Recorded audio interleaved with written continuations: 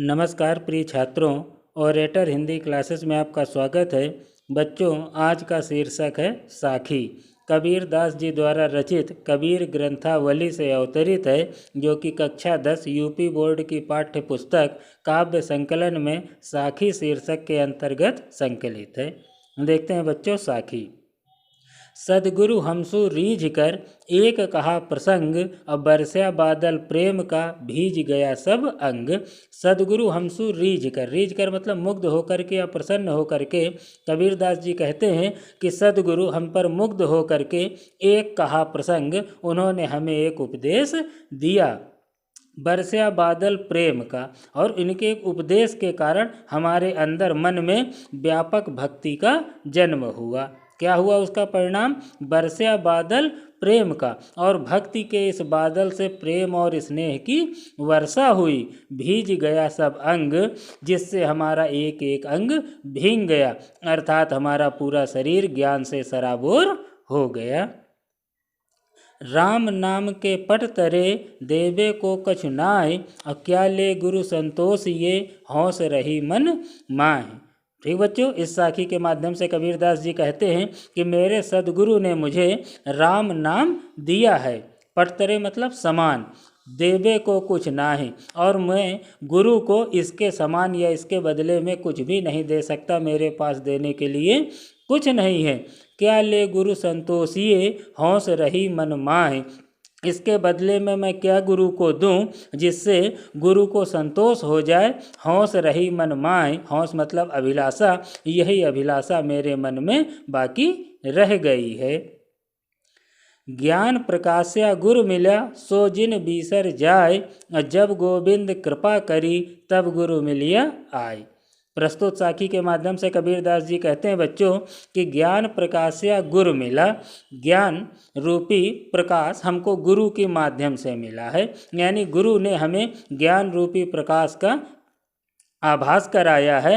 सो जिन बीसर जाए, इसलिए हमें ऐसे गुरु को कभी भी विस्मृत नहीं करना चाहिए, अर्थात भूलना नहीं चाहिए। जब गोविंद कृपा करी तब गुरु मिलिया आए, क्योंकि जब ईश्वर की कृपा होती है तभी हमें ऐसे श्रेष्ठ गुरु मिलते हैं। माया दीपक नर पतंग भ्रम भ्रम इव पड़ंत, और कहाँ कबीर गुरु ज्ञान थे एक आध उभरंत। प्रस्तुत साखी के माध्यम से बच्चों कबीरदास जी कहते हैं कि यह संसार माया रूपी दीपक है, और यहाँ पर मनुष्य या नर पतंगे के समान है। भ्रम भ्रम इव पड़ंत, जिस प्रकार से पतंगा भ्रम में पड़ करके दीपक में गिर करके स्वयं को न्यौछावर कर देता है, उसी प्रकार पतंगा रूपी मनुष्य माया रूपी इस संसार में भ्रमित हो करके पड़ा हुआ है या स्वयं को उस पर न्यौछावर कर रहा है, बर्बाद कर रहा है। और कहाँ कबीर गुरु ज्ञान थे एक आध उपरंत। आगे कबीरदास जी कहते हैं कि केवल गुरु के ज्ञान से ही इस माया रूपी संसार को पार किया जा सकता है, या गुरु के ज्ञान के माध्यम से ही एक आध व्यक्ति ही इस माया रूपी संसार से उबर पाते हैं। जब मैं था तब गुरु नहीं, अब गुरु हैं हम नाही, और प्रेम गली यति साकरी तामे दो न समाहे। जब मैं था, मैं अर्थात अहंकार, यानी जब मेरे अंदर अहंकार था तब गुरु नहीं था, यानी मुझे कोई सच्चा ज्ञान देने वाला नहीं था। अब गुरु है हम नाय, और जब से मुझे गुरु की शिक्षा प्राप्त हुई है तब से मेरे अंदर का अहंकार मर गया है। प्रेम गली अति साकरी, जो प्रेम रूपी गली है ये बहुत ही सकरी है, बहुत ही संकुचित है। तामे दो न समाए, इसमें दो लोग एक साथ समा नहीं सकते, अर्थात अहंकार और ज्ञान दोनों प्रेम रूपी गली में एक साथ समाहित नहीं हो सकते हैं। भगति भजन हरि नाम है दूजा दुख अपार, मनसा वाचा कर्मणा कबीरा सुमिरन सार। प्रस्तुत साखी के माध्यम से कबीरदास जी कहते हैं बच्चों कि भक्ति और भजन, हरि की भक्ति और भजन ही नाव है। नाव का अर्थ बच्चों देखिए, हम लोग एक किनारे से दूसरे किनारे में जाने के लिए नाव का प्रयोग करते हैं, और यह संसार माया रूपी दीपक है। यह माया रूपी संसार को पार करने के लिए हमको हरि की भक्ति और भजन ही एक सहारा है। दूजा दुख अपार, और हरि की भक्ति को छोड़ दे तो बाकी सब दुख ही दुख है। मनसा वाचा कर्मणा कबीरा सुमिरन सार। कबीरदास जी कहते हैं कि इस भवसागर को पार करने के लिए केवल मूल तत्व तीन ही हैं। मनसा मन, वाचा वचन, कर्मणा कर्म से ईश्वर का सुमिरन करना। केवल इन्हीं के माध्यम से ही हम इस भवसागर को पार कर सकते हैं। कबीरा चित्त चमंकिया चहुदिस लागी लाए, और हरि सुमिरन हाथों घड़ा बेगे लेहु बुझाए। कबीरदास जी कहते हैं कि लाई मतलब आग होता है बच्चों। चारों ओर मोह मद लोभ इनकी आग लगी हुई है। चौदिस लागी आग, चारों ओर मोह मद लोभ इसकी आग लगी हुई है। अब कबीरा चित्त चमंकिया, आगे कबीरदास जी कहते हैं कि गुरु की ज्ञान से ही मेरे हृदय में प्रकाश, ज्ञान रूपी प्रकाश उत्पन्न हुआ है, जिससे मैं ये मन मोह और लोभ रूपी आग से बच सकता हूँ। कैसे? हरि सुमिरन हाथों घड़ा, कि हरि का सुमिरन करते हुए हाथ में घड़े को लेकर के बेगे लेव बुझाए, तुरंत इस मोह और माया रूपी आग को बुझा दीजिए। अर्थात बच्चों यहाँ पर एक बार पुनः देखिए, कबीरदास जी कहते हैं कि हमारे चारों ओर मोह रूपी, मोह हो गया, मद हो गया, लोभ हो गया रूपी आग लगी हुई है, और केवल हरि सुमिरन से या हरि सुमिरन रूपी घड़े के जल से ही इस आग को बुझाया जा सकता है। अंखड़िया झाई पड़ी पंथ निहार निहार, और जी भड़िया छाला पड़ा राम पुकार पुकार। ठीक है बच्चों, प्रस्तुत साखी के माध्यम से कबीरदास जी कहते हैं कि ईश्वर का पंथ यानी राह निहारते निहारते, ताकते ताकते आँखों में झाई पड़ गई हैं, तथा राम जी भड़िया छाला पड़ा राम पुकार पुकार, और ईश्वर को पुकारते पुकारते जीभ में छाला पड़ गए हैं, फिर भी ईश्वर ने हमारी बात को अभी तक नहीं सुना है। अर्थात बच्चों, इस साखी के माध्यम से कबीरदास जी ये कहना चाहते हैं कि जब तक हमारा मन निर्मल नहीं होगा, ईश्वर हम पर ध्यान नहीं देंगे। ठीक है बच्चों, झूठे सुख को सुख कहे मानत है मन मोद। इस संसार माया रूपी संसार में चारों ओर मोह है, लोभ है, और इस झूठे सुख को ही सभी सुख समझ रहे हैं, और इसी झूठे सुख को सुख समझ करके मन में प्रसन्न हो रहे हैं। मानत है मन मोद, मन में प्रसन्न हो रहे हैं। जगत चबैना काल का कछु मुख में कछु गोद, जबकि यह नहीं जानते कि यह पूरा संसार तो काल का चबैना अर्थात नाश्ता है। काल ने कुछ का भक्षण कर लिया है, कछु मुख में है, और कछु गोद, और कछु का भक्षण, कुछ का भक्षण करने के लिए अपने गोद में रखे हुए है।